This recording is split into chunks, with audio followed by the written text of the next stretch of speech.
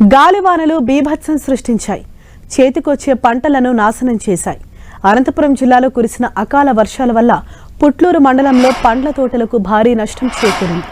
సుమారు 500 ఎకరాల్లో అరటి, 5 ఎకరాల్లో బొప్పాయి తోటలు నేలకొరిగాయి. దీంతో 50 లక్షల రూపాయలకు పైగా నష్టం వాటిల్లిందని రైతులు ఆవేదన వ్యక్తం చేస్తున్నారు.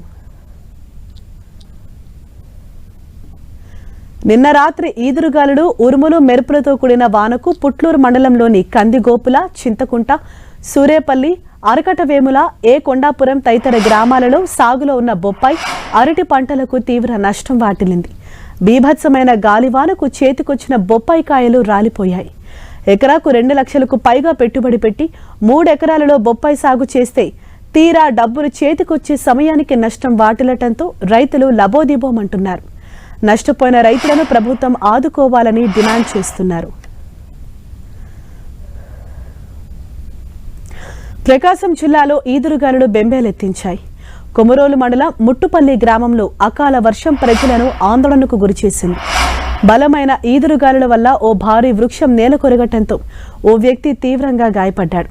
చిన్న పీరయ్య మీద చెట్టు పడటంతో 2 కాళ్లు విరిగాయి. అతన్ని నరసరావుపేటలోని ఆసుపత్రికి తరలించి చికిత్స అందిస్తున్నారు. అటు గాలివానకు గ్రామంలో పలు విద్యుత్ స్తంభాలు నేలకొరిగాయి. దీంతో గ్రామంలో అంధకారం నెలకొంది.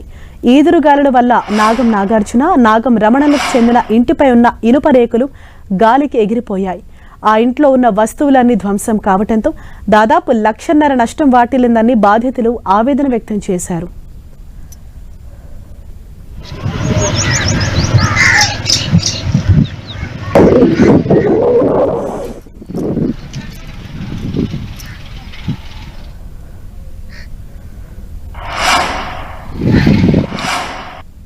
నేను 3 ఎకరాలు బొప్పాయి సాగు చేసినాను. బొప్పాయి సాగు చేసి ఒక లక్ష రూపాయలు మాత్రమే నాకు ఇప్పటికి వచ్చింది.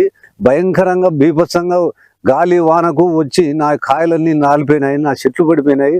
నాకు ఇంకా 2 లక్షల రూపాయలు పెట్టుబడికే రాలేదు. నేను మందులు కొట్టినా, ఏమేమి తిప్పలు పడినా, నేను అగసాట్లు పడినా, అప్పులు చేసినా, ఇవన్నీ నష్టం అందా నాకు ప్రభుత్వం వారు సాయం చేయాల్సిందిగా కోరుకుంటున్నాను. 4 ఎకరాలు అరటితో నిన్న కూలవాడు పడించా. గాలి 6 గంటప్పుడు మొత్తం తోటంతా పడించా. కమిషన్ నేను 4 లక్షలు పెట్టినాను సార్ ఇప్పుడు పెట్టుబడి దీనికి. అప్పు తెచ్చి రైతుల దగ్గర పంట తెచ్చి పెట్టుకున్నా.